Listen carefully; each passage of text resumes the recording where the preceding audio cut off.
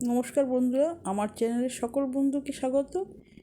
একটা নতুন ভিডিও নিয়ে চলে এসেছি। দেখো, কালকে কিন্তু 12ই জানুয়ারি জন্মদিন স্বামীজির, তাই দু চার কথা আমি তোমাদের সঙ্গে শেয়ার করব। তোমরা প্লিজ শুনে নিও আর স্কিপ করো না প্লিজ।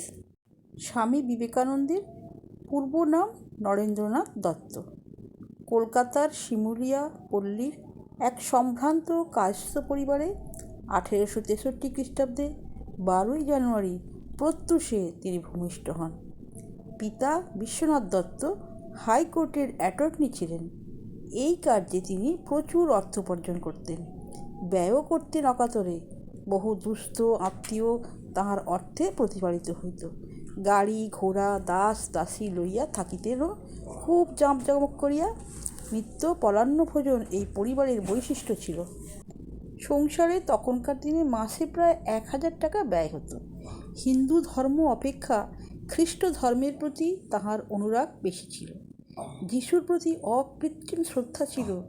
নিত্য বাইবেল পাঠ করতেন, হাফেজের বইগুলিতেও পড়তেন। তাছাড়া ধর্ম সংক্রান্ত আর কোনো কিছু নিয়ে বিশেষ মাথা ঘামাতেন না। নরেন্দ্রনাথের পিতামহ দুর্গাচরণ দত্ত কিন্তু খুব হিন্দু ধর্ম অনুরাগী ছিলেন। একমাত্র পুত্র বিশ্বনাথ দত্তের জন্মের পর 25 বছর বয়সে তিনি ভগবান লাভের জন্য চিরতরে গৃহত্যাগ করে সন্ন্যাসী হয়েছিলেন। নরেন্দ্রনাথের মাতা ভুবনেশ্বরীও দেবদেবী ভক্তিপরায়ণা ছিলেন। লেখাপড়া কিছু জানতেন, রামায়ণ মহাভারত পাঠ করতে পারতেন। খুবই বুদ্ধিমতী ছিলেন তিনি। নরেন্দ্রনাথের পিতামাতা উভয়েই সঙ্গীতে অনুরাগী ছিলেন, নিজেরাও কিছু কিছু গাইতে পারতেন।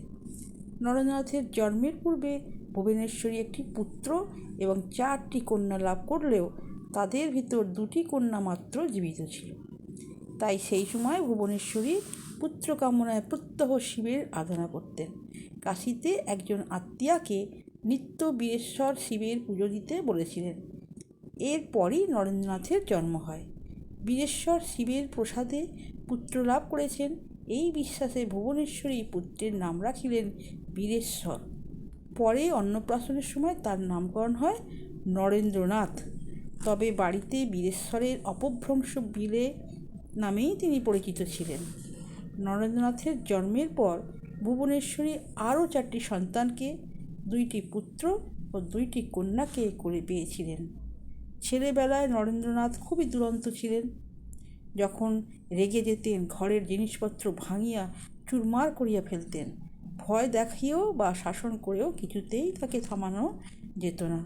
মাতা ভুবনেশ্বরী তাকে শান্ত করবার একটি অদ্ভুত উপায় আবিষ্কার করেছিলেন। যখন দুরন্তপনা খুবই বেড়ে যেত তখন কয়েক কলস জল শিব শিব বলতে বলতে তার মাথায় ঢেলে দিতেন। এতে অদ্ভুত ফল হতো। বালক একেবারে শান্ত মূর্তি ধারণ করত। কখনো বা ভয় দেখাতেন, যদিও এরূপ দুরন্তপনা করো তবে শিব আর তোমাকে কৈলাসে নিয়ে যেতে পারবেন না, তাতেও ফল হতো। দুরন্তপনার বাড়াবাড়ি দেখে হাসিয়া ভুবনেশ্বরী বলতেন, শিবের কাছে পুত্র বর চেয়েছিলাম, তার শিব নিজে না এসে তার একটি ভূতকে পাঠিয়ে দিয়েছেন। বাল্যকালের বহু ঘটনায় নরেন্দ্রনাথের সাহস, প্রত্যুৎপন্ন মতিত্ব, বন্ধু প্রীতি ও হৃদয়বত্তার পরিচয় পাওয়া যায়। ভয় কাহাকে বলে তা তিনি জানতেন না। একজন প্রতিবেশীর প্রাঙ্গণস্থ চাঁপা গাছের ডালে বন্ধুদের নিয়ে লম্পঝম্প করা তাঁর একটি প্রিয় খেলা ছিল। গাছের ডালে পা আটকে হাত ছড়ে দিয়ে মাথা নিচের দিকে করে ঝুলে থাকতে তিনি ভালোবাসতেন। প্রতিবেশীটি দেখলেন বেশি দিন এইভাবে খেলা চললে গাছটির অবস্থা কাহিল হবে। ধমকানি দিয়ে যে নরেন্দ্রনাথকে নিরস্ত করা যাবে না তাহা তিনি জানতেন। তাই একদিন ভয় দেখাইলেন যে ওই গাছে ব্রহ্মদৈত্য আছে, গাছে কেউ উঠিলে তাহার ঘাড় মটকাইয়া রক্ত খাবে, এতে খেলা বন্ধ হবে ভেবে নিশ্চিত হয়ে তিনি চলে গেলেন। পরক্ষণেই নরেন্দ্রনাথ আবার গাছে উঠলেন। সঙ্গীরা ভীষণ ভয় পেয়ে বলল, কেহ কিছু বললেই তা বিশ্বাস করতে হবে নাকি? ব্রহ্মদৈত্য যদি সত্যিই থাকতো তাহলে অনেক আগেই তো আমার ঘাড় মটকাইয়ে দিত। নরেন্দ্রনাথ দৈবী সম্পদ নিয়ে জন্মগ্রহণ করেছিলেন।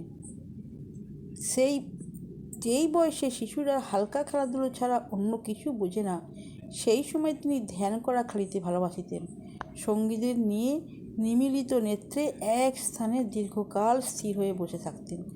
কখনো কখনো কিছুক্ষণ পরে চোখ মেলে দেখতেন মাথা থেকে জটা নেমে মাটিতে প্রবেশ করছে কিনা, কারণ শুনেছিলেন যে ধ্যানকালে প্রাচীন যুগের মুনি ঋষিদের এরূপ হতো।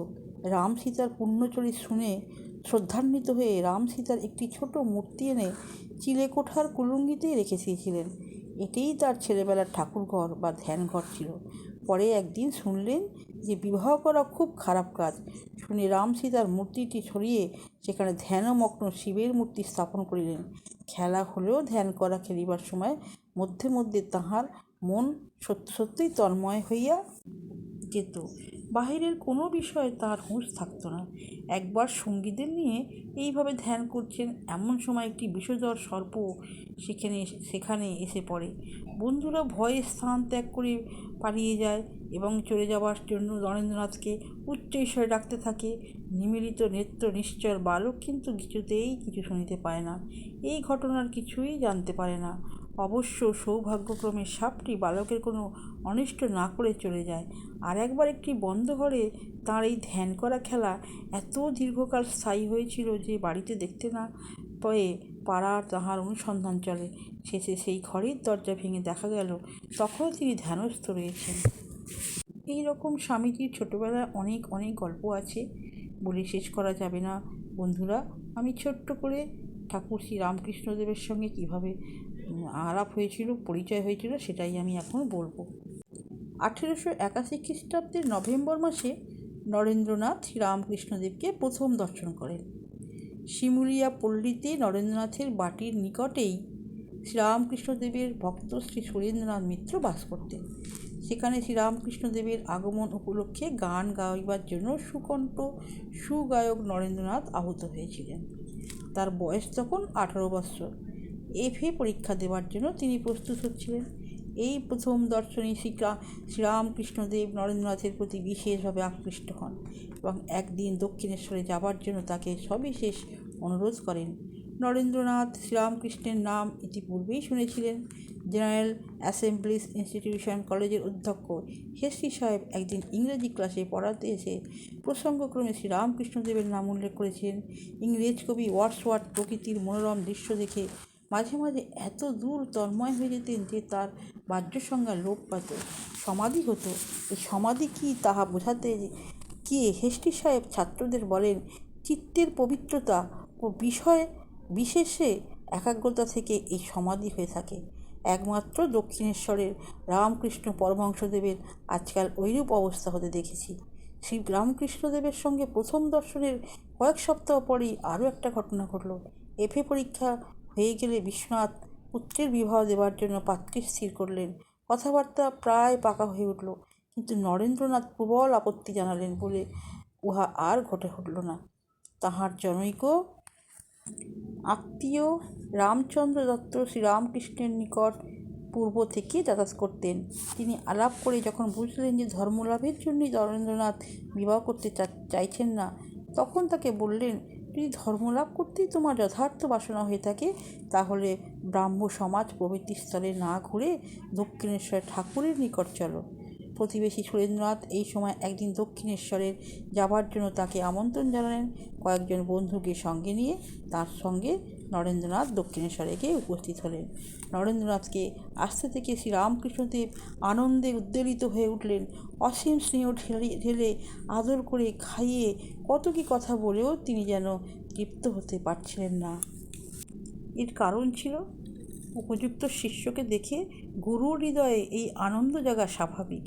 নরেন্দ্রনাথকে দেখে তিনি বুঝেছিলেন যে আধ্যাত্মিক জগতের উচ্চ সত্যগুলো ধারণা করবার মতো যোগ্যতা তাঁর রয়েছে। তিনি বলেছেন, পশ্চিমের দরজা দিয়ে নরেন্দ্র প্রথম দিন এই ঘরে ঢুকেছিল। দেখলাম নিজের শরীরের দিকে লক্ষ্য নেই, মাথায় চুল ও বেশভূষার কোনো পারিপাট্য নাই, সবই যেন তার আলগা, এবং চক্ষু দেখে মনে হলো তার মনের অনেকটা কে যেন ভেতরের দিকে সর্বদা টেনে রেখেছে। দেখে মনে হলো বিষয় লোকের আবাস কলকাতার এত বড় সত্যগুণী আধার থাকা সম্ভব। গান গাইতে বললাম, তাহাতে ব্রাহ্ম সমাজের মন চল নিজ নিকেতনে গানটি ধরল। ও 16 আনা মন প্রাণ ঢেলে ধ্যানস্থ হয়ে যেন উহা গাইতে লাগলেন।